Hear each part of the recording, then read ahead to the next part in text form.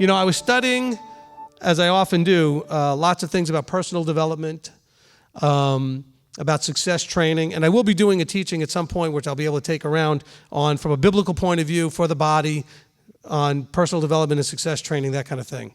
But one of the things it talked about in the training was the victim mentality. Okay, and the connection, I'm going to readdress it to this, because everything that these guys teach really is from here, if it's going to actually work. But the victim mentality is in complete opposition to success in any form. So if you want to consider success being hearing the words, "Well done, you good and trustworthy servant," no victim is ever going to hear that. What's a victim? The person who points the finger, complains, and justifies. If you're a victim and walking around in a victim mentality, okay, I'm not saying that if something happens to you that someone perpetrated on you, you're actually called the victim. But I'm saying if you're going to walk around with a victim intrinsic nature, if you're going to have your whole nature be, your essence be a victimized, I'm a victim, well, it's their fault. You point the finger, you complain, and you justify everything. Guess what? That's never going to get you any sort of success in any level. Not physical, that means your health.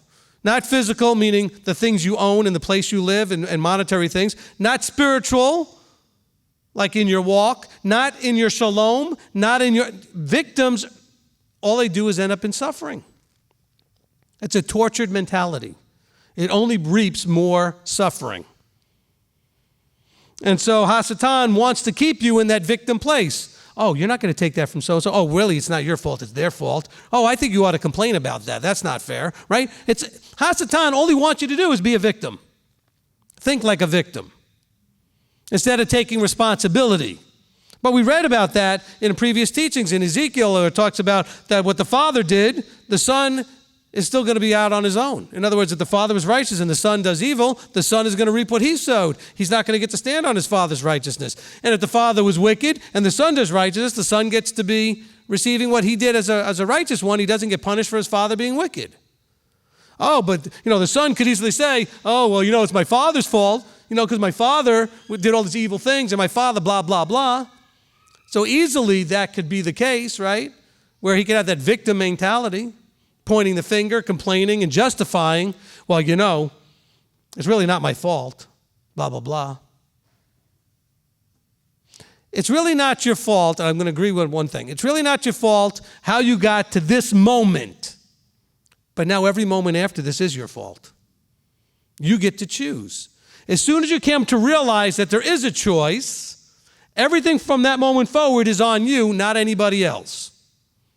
You no longer can point the finger and blame it, because maybe you didn't have any control over some of the things that got you to where you are now because you didn't know there were choices. A lot of you grew up not knowing you had choices. I see the heads and I know. You didn't know there were options and choices.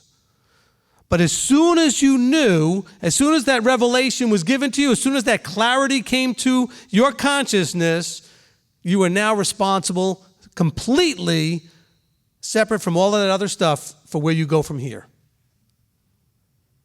Oh, but people don't want that. That's such a burden. Now it's on me. Well, that scares the life out of everybody. What do you mean it's on me? Now I've got to be on. Yes, it's on you. You will reap what you sow. It doesn't say you're going to reap what I sowed or somebody else sowed or your grandparents or your parents or your boss or whatever. You are going to reap what you sow. But you still have to first have your mind opened, right? We talk about eyes to see, ears to hear, heart to receive. That's all in Scripture. Yahweh says that, He gives those things. Yeshua says that it's the Father that gives those things and that He gives those things to open your eyes, open your ears. We sang that in some of these songs that we sing. In the previous, last week, we sang, "Open my eyes," right? Okay? So you pray for your eyes to be opened, but guess what? Once they're opened, no excuses. All your excuses are gone. So if you like having excuses, keep your blinders on. But you're never going to get anywhere. So this is that whole victim mentality that is with the Yetzer Haras to make you think, it's everybody's fault but mine. And we all have done this, or we have very close relatives that are doing this right now and we're tired of hearing it, or friends or people we work with, and all they ever do is point the finger instead of looking in the mirror and saying, there's the problem. The problem has always been and will always be you. By the way, that's why the solution is really so easy, because you can find the solution in you too.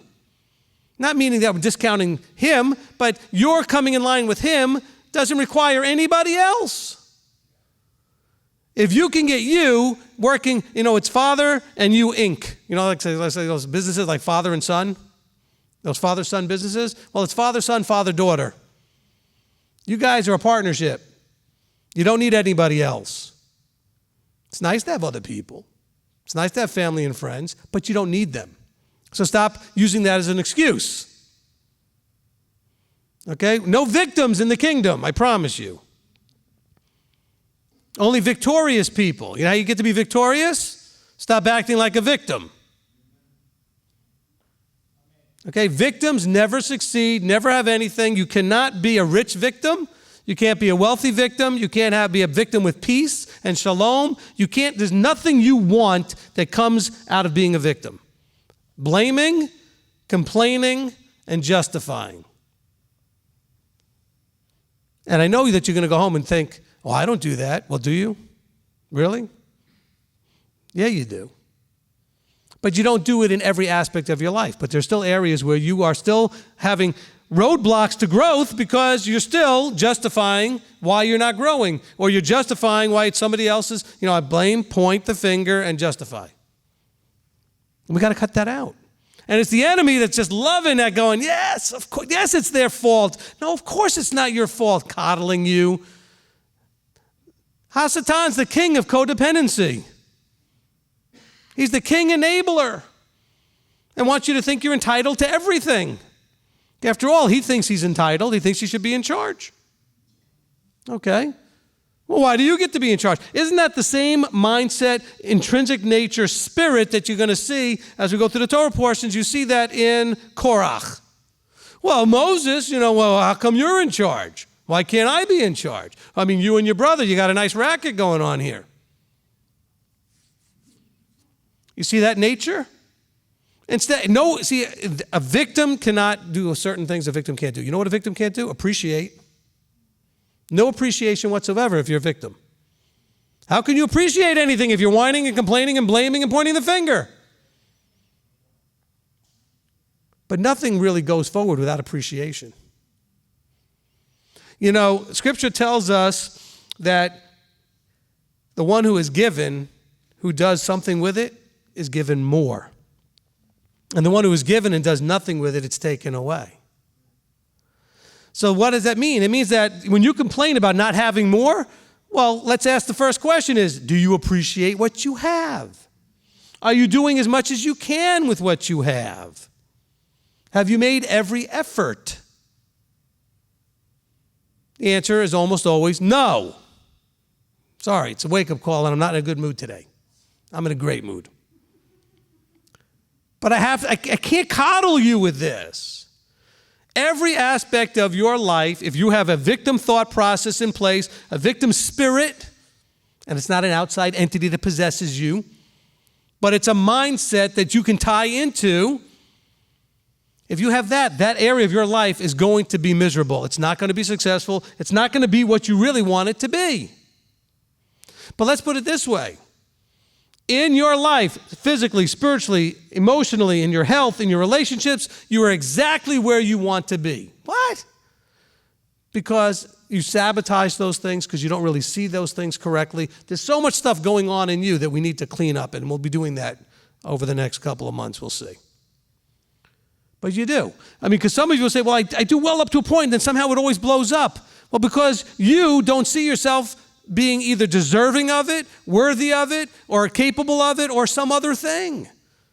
Most of you suffer not from a fear of failure, but a fear of success. And that roadblocks you in your spiritual life and your physical life.